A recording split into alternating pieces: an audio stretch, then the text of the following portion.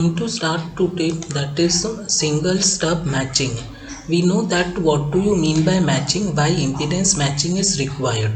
So let us consider this one as a transmission line. It is terminated by load impedance ZL and we are using single stub matching. Single stub matching means if this is an ordinary transmission line, in shunt we will connect another section of a transmission line to accomplish impedance matching. Since we are connecting that additional stub is nothing but a section of transmission line, and we are connecting it in shunt, it is better to work with admittance than with impedances. So characteristic impedance Z0, so the characteristic impedance Z0 is actually Z0, we can convert it to 1 by Z0 and make it as characteristic admittance Y0. Similarly, the load which is ZL equal to ZL, we can make it 1 by ZL and we can call it as the load admittance YL. So suppose I am having a load admittance which is YL and it is connected to a transmission line of characteristic admittance Y0. Now next what we do is we will see that since YL is not equal to Y0, there will be impedance matching and we will get standing waves. To avoid standing waves, we have to find out some ways of impedance matching. Now this characteristic admittance, now if we see the input impedance of a transmission line along the length of a transmission line, we will see that the input impedance or the input admittance is periodic in nature. That means if I take one line, if I draw one line at any point along a transmission line and find out YIN, that is input admittance, then it is periodic function. It can be found that at a certain distance, now this input impedance YIN, this YIN has got the real part input admittance, that is real part, say Y real plus J, it has got an imaginary part, and the imaginary part of the input admittance, real part plus J imaginary part. Now from the load end, if we move a distance away from the load along transmission line, at a particular point on a transmission line, say LS, my real part of admittance can be Y0, which is equal to characteristic admittance of the line. An imaginary part will have some value, say J, B or JS, anything it can be. So at a particular distance from the load end along transmission line, my real part can be Y0. Now at this point, if I connect one small section of transmission line which is called stub, the other end can be this end can be shorted or open. So my stub can be open circuited stub or short circuited stub, whatever it is. If I connect one stub whose input admittance is minus J of B, because we know for a section of transmission line which is open or short circuited, we don't have real part, we have only the reactance or the susceptance, we only have the susceptance. Positive negative may differ, that depends upon the length and the termination. So I can always adjust the length of this stub, which is say LT, in such a way so that its input admittance is minus JB. And at this point, which is at a distance of LS from load, if we see input admittance towards the load at this plane, that is this Yin, which is Y0 plus JB.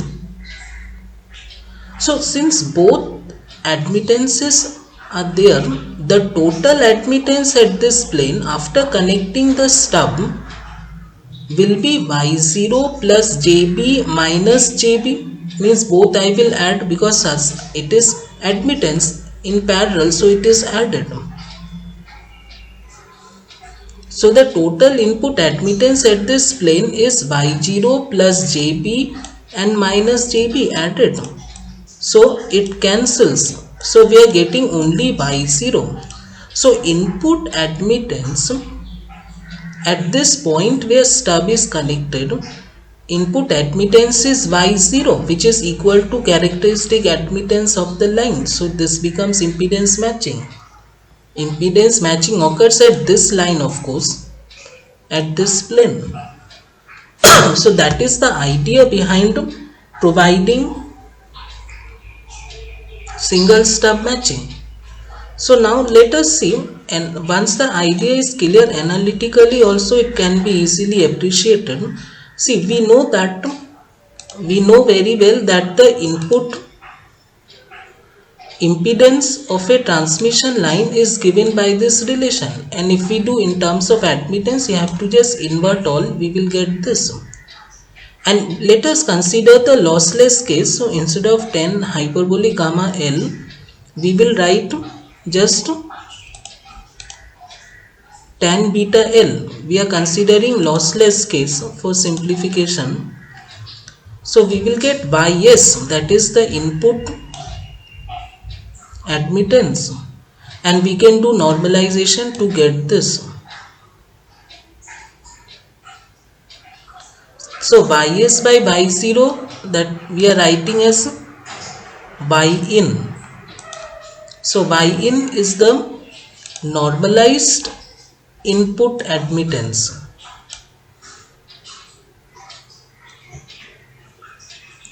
And its real part is given by this. So the expression comes up to be like this, Yin equal to this.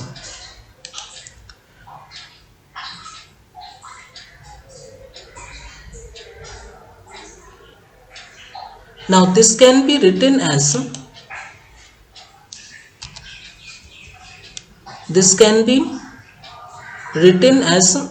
in this form. Just by doing algebraic manipulation, this YR I am writing as Y small r, that means all in normalized form. This. Now if I split it into real and imaginary part, we get like this. So this is the real part. So this is the real part, and this is the imaginary part. Now for perfect matching, what we want, that the real part. Now for perfect matching, Ys should be Y0. That means Yin should be Y0, or Ys should be Y0. No, Ys should be Y0. Yin is normalized. So if Ys is Y0, so Yin will be 1 because it is normalized. So Yin should be 1. So we have to, the stub has to be located at the point where the real part of Yin is equal to unity, and this is the real part. So this should be equal to unity. So after doing some algebraic manipulation, we are getting LS value of LS, that is the length of the distance from the load end, comes out to be this. And the susceptance at the location of the stub is this. Susceptance is, see, we have split input impedance into real and imaginary. this.